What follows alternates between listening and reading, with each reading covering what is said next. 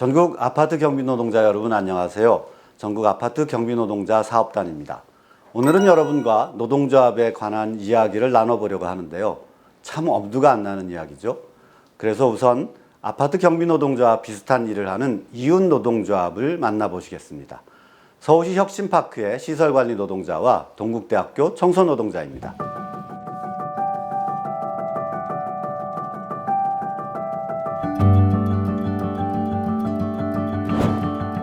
네, 안녕하세요. 저는 민주노총 서울일반노동조합의 혁신파크의 분회의 사무장을 맡고 있는 최중명입니다. 시설관리 파트의 소방 업무를 보고 있습니다. 저는 민주노총 전국민주일반연맹 서울일반노동조합 동국대 분회 사무장 오종익입니다. 예, 저는 동국대학교에서 청소 일을 하고 있는 노동자입니다. 동국대는 2010년도 11월 달에 만들어졌어요. 노동조합이 생기기 전에는 실질적인 이제 관리자, 소장이 시키면 시키는 대로 하고 그러면 또 안 할 수는 없고 예를 들어 이제 보너스가 나가야 되는데 사측이 돈이 없어서 못 주겠다. 뭐 반만 가져가라. 뭐 그런 형태가 많이 있었어요. 저희도 이제 만들어진 지가 한 6년째 정도 접어드는 것 같아요. 아무래도 열악한 환경에서부터 시작을 했고 휴게하는 시간과 휴게하는 장소가 너무 열악했기 때문에 노동조합을 결성해서 사용자 측에 합당하게 저희가 요구를 했죠. 세상에는 참 다양한 이름의 조합이 있습니다. 노동조합은 노동자가 노동 조건을 개선하고 사회적, 경제적 지위 향상을 위해 만든 단체를 말합니다. 간단하죠? 노동자는 일하면서 불합리하거나 부당한 대우를 당하기도 하죠. 하지만 개개인이 사업주를 상대로 그 부당함을 말하기는 쉽지 않습니다. 근로계약을 맺죠. 계약이란 당사자 간의 협상의 결과물로 맺어지는 것인데 근로계약이라는 것이 어디 그렇습니까? 취업을 하기 위해서 찍으라면 찍고 사인하라면 사인을 해야죠. 그래서 우리나라엔 노동조합법이 있고 단체로 협상하는 것을 보장하고 있습니다. 노동자가 노동조합을 만들고 그 대표가 사업주와 협상하는 것, 그것이 단체교섭입니다. 그 결과 계약이 맺어져 쌍방이 사인을 하게 되면 바로 그것이 단체협약이죠. 단체협약은 법률을 위반하지 않는 한 법률보다 우선해서 적용이 됩니다. 그런데 협상을 하는 사업주 입장에선 노동자와 단체로 협상하는 것이 여간 불편하지 않겠죠? 그렇다고 노동조합을 못하게 회방하면 부당노동행위라 하여 처벌을 받습니다. 이렇게 노동자가 단체로 협상할 수 있도록 법으로 보장하는 것은 왜일까요? 노동자 개개인은 사업주의 일방적인 결정을 따를 수밖에 없으니 노동 조건이 개선되기 어렵습니다. 그 결과 사회가 건강하게 오래도록 번영할 수 없다는 역사적인 경험 때문입니다. 자, 이쯤에서 또 우리 이웃 노동조합의 이야기를 들어보실까요?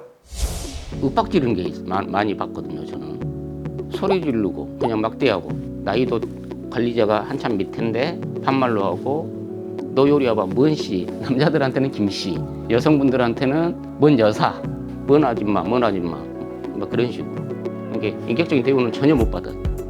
노동자들을 아무튼 무시한 거겠죠. 노동자비 없으니까 니네들은 뭐 시키면 시키는 대로 해, 그런 식이지 않았을까요? 생기기 전에는 그렇게 부당하게 됐지만 생기면서는 목소리가 이제 더 커졌죠. 이제 우리가 완전히 최저임금보다 더 낮게 받고 있었어요.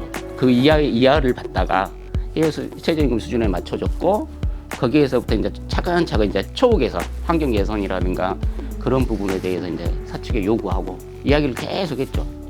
아마 저희도 조합 결성을 하지 않았으면 아마 회사의 그런 부당함을 이야기할 수 있는 힘이 없었을 거예요.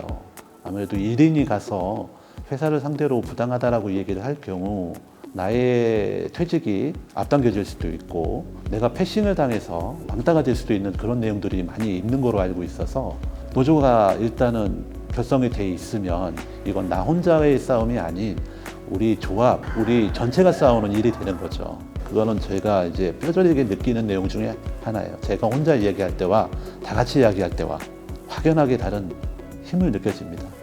그러니까 내가 노조를 한다는 이야기는 그만큼 회사를 상대로 할 말을 할 수 있다라는 기회가 되는 거죠.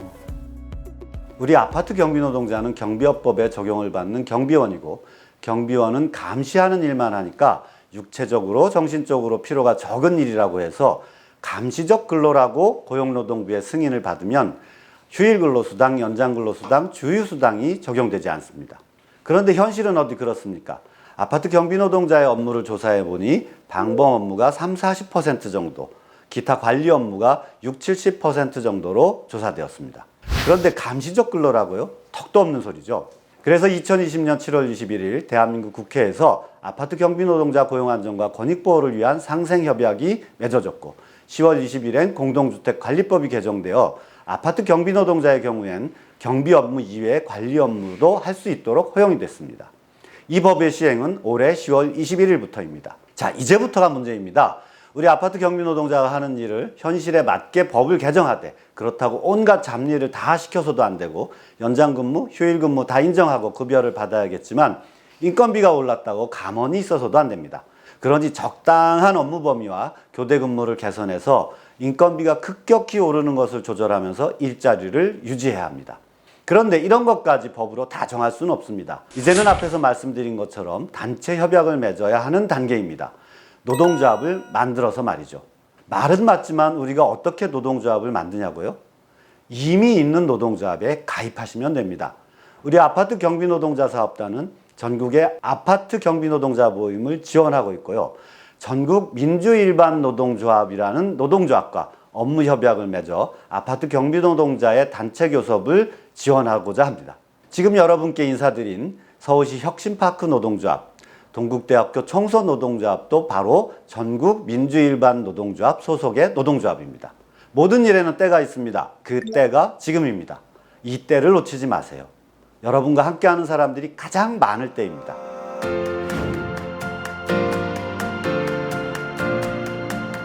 할 말이 있으면 꼭 해야 된다고 생각을 합니다. 청소 경비 또 고령 친화 직종이잖아요. 그러다 보니까 내가 할 이야기를 안 하면 당연히 관리자들은 아무 문제가 없네 하면서 다 무시를 해요. 그래서 겁먹지 말고 꼭 진짜 내가 이건 해야 돼. 이야기를 안 하면 계속 무시를 당한다. 당하지 않으려면 내 목소리를 내라. 내 마음가짐 변해야 된다. 내부적으로 조금 봉사를 하시는 분들이 좀 주로 있으셨으면 좋겠어요.